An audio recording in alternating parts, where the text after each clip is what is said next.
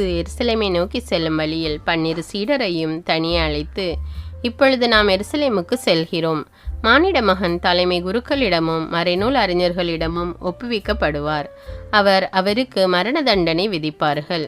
அவர்கள் அவரை ஏளனம் செய்து சாட்டையால் அடித்து சிலுவையில் அறையும்படி பிற இனத்தவரிடம் ஒப்புவிப்பார்கள். ஆனால் அவர் 3ஆம் நாள் உயிருடன் எழுப்பப்படுவார் என்று அவர்களிடம் கூறினார். பின்பு செபதேயுவின் மனைவி தம் மக்களோடு ஒரு வேண்டுகோள் விடுக்குமாறு இயேசுவிடம் வந்து பணிந்து நின்றார். உமக்கு என்ன வேண்டும் என்று இயேசு அவரிடம் கேட்டார்.